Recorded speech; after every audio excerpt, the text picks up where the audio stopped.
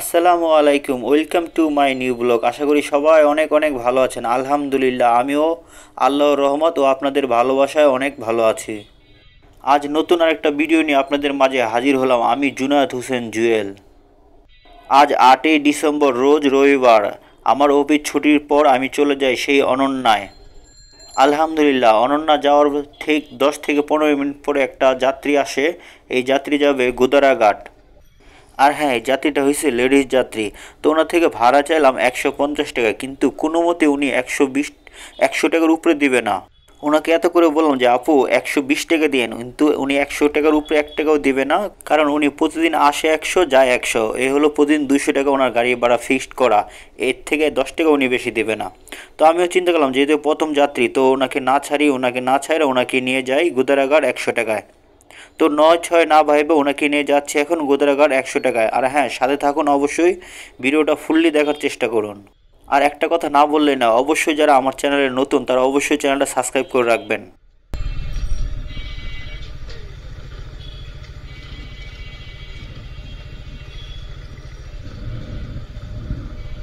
পড়েন আপনাটাই পড়ছেন।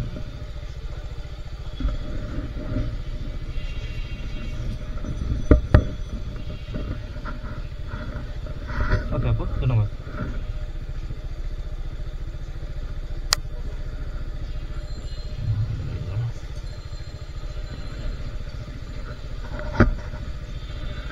অনন্যা থেকে গুদারাঘাটের দূরত্ব হলো 4.5 কিলো রাস্তা। 4.5 কিলো না, 5 কিলোই ধরি। আর এই গুদারাঘাটটা হইতেছে মানে গুলশান 1-এর থেকে বাম পাশে, মানে যে বাম পাশে যে এলাকার, ওই এলাকাটার নাম হয়েছে গুদারাঘাট। 4.5 কিলো রাস্তা, 4.5 কিলো রাস্তা না, 5 কিলো ধরেন। 5 কিলো রাস্তা আইসা ভাড়া পাইলাম 100 টাকা। পার কিলো আমার 20 টাকা করে বসে। যাক আলহামদুলিল্লাহ, এখন আমি এখান থেকে ডাইরেক্ট গুলশান 1-এ চলে যাব। আর হ্যাঁ, আরেকটা কথা বলতে আপনাদেরকে ভুলে গেছি। আমার যে বাইকের যে সামনে দেখতেছেন যে মিটারের লাইটগুলি মানে কেন যেন কালকে থেকে জ্বলতেছে না। তো কি হয়েছে আমি বুঝতেছি না, মানে লাইট চলে গেছে না তারে কোনো সমস্যা হয়েছে বুঝতেছি না।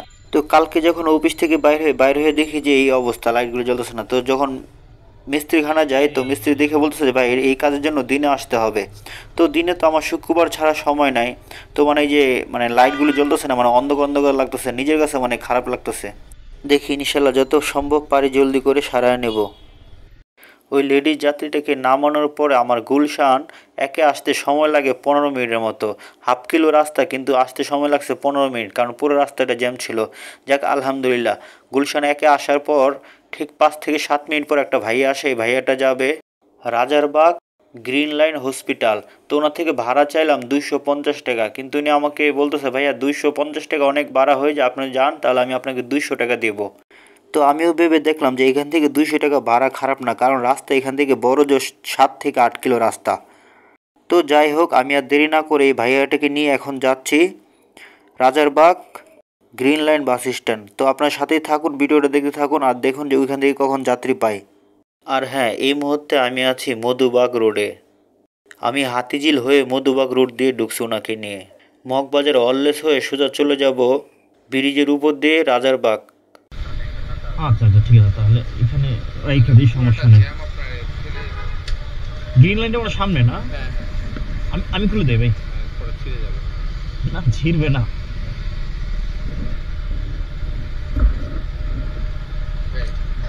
ওকে ভাইয়া, ধন্যবাদ।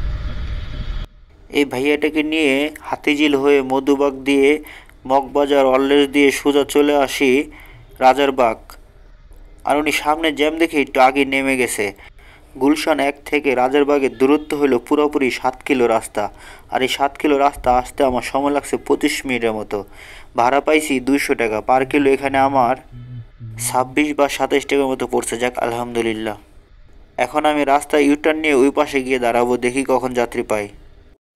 ওই ভাইয়াকে নামায়া আমি সোজা চলে আসি মালিবাগ মোড়ে আইসা প্রায় আমি 1 ঘন্টা 5 মিনিট ওইখানে বসে থাকি। এর ভিতরে 2জন যাত্রী আসছিল, একজন যাবে উত্তরা 10 নম্বর সেক্টর, আরেকজন যাবে আজিমপুর। তো ওনাদের দুজনের সাথে ভাড়া মানে এত কম বলে যে ওইখানে যাওয়া যায় না, অসম্ভব। তারপর 1 ঘন্টা 5 মিনিট বসে থাকার পর একটা যাত্রী আসে। এই যাত্রী যাবে সিএমএস ক্যান্টনমেন্ট, মানে ক্যান্টনমেন্ট সিএমএস। আর এটা হলো আমার বাড়ির পাশেই। মানে আমার বাসা থেকে প্রায় 3 থেকে 3.5 কিলো রাস্তা। তো ওনার থেকে ভাড়া চাইলাম 250 টাকা, কিন্তু উনি 250 টাকা দেবে না, উনি আমাকে 200 টাকা দেবে। তো যেহেতু 1 ঘন্টা 5 মিনিট অলরেডি ওইখানে নষ্ট করে ফেলছি, এক প্রকার ধৈর্য হারা হয়ে ওনাকে নিয়ে আসতে হলো। তো যাই হোক, কিছু করার না, এখন ওনাকে নিয়ে যাচ্ছি মিরপুর সিএমএস। আমি এখন সিএমএসে আমি এখন ক্যান্টনমেন্টের ভিতরে আছি। আর আপনারা হয়তো পরিবেশ দেখে বুঝতে পারছেন যে আমি এখন অলরেডি ক্যান্টনমেন্টের ভিতরে আছি। আর ক্যান্টনমেন্টের ভিতরে পরিবেশগুলো এত সুন্দর, মানে এখানে আসলে মনে হয় যে মানে আমি কোনো বাইরের দেশে চলে আসছি। আর সবচেয়ে ভালো কথা হলো কি জানেন, মানে ক্যান্টনমেন্টে যারা ঢুকে একদম সব ভদ্রলোক হয়ে যায়। আর ভদ্রলোক হওয়ারও কারণ আছে, কারণ তাদের আইন অনেক কড়া। একটু ভুল করছো তো তোমার কোনো মাপ নাই বাবা, তুমি ভুল করছো তো তোমার মামলা হবে। আর তাদের মামলা কিন্তু 1000 2000 না, তাদের মামলা হয়েছে মানে সবচেয়ে হাই লেভেলের মামলা। হয়তো আগে সার্জেন্টকে আগে হয়তো 500 100 টাকা 500 200 টাকা দিয়ে হয়তো আপনি মাপ পেয়ে যেতেন, কিন্তু আর্মিদের কাছে কোনো মাপ নাই। আপনি ভুল করছেন তো আপনার নিশ্চিত মামলা খাইতে হবে। আস্তে আস্তে না, আমি ব্যাকে নিয়ে খুলতে পারবেন না? আমি খুলে দেবো, আমি খুলে দিই। এটা বোতাম সিস্টেম তো। হ্যাঁ হ্যাঁ ঠিক আছে, ওই দিক দিয়ে বাইরে বাম দিক দিয়ে চলে যাবো।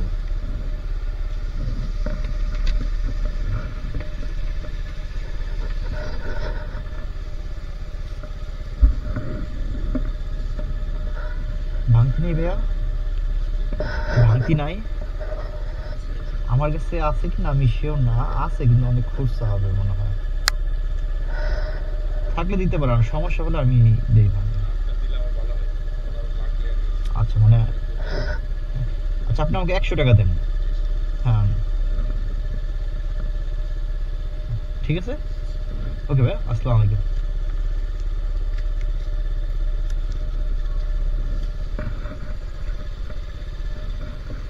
ওকে ভাই, আসি। এই ভাইয়াকে নিয়ে আসছি আমি মগবাজার হয়ে, মহাখালী হয়ে, সৈনিক ক্লাব হয়ে সিএমএস। মালিবাগ থেকে সিএমএস এর দূরত্ব হইল পুরোপুরি 10 কিলো রাস্তা। 10 কিলো রাস্তা হিসাব ভাড়া পাইলাম 200 টাকা পার কিলো, এখানে 20 টাকা করে বসে, যাক আলহামদুলিল্লাহ। আর সবচেয়ে বড় কথা হয়েছে আমি মিরপুরের দিকে চলে আসছি।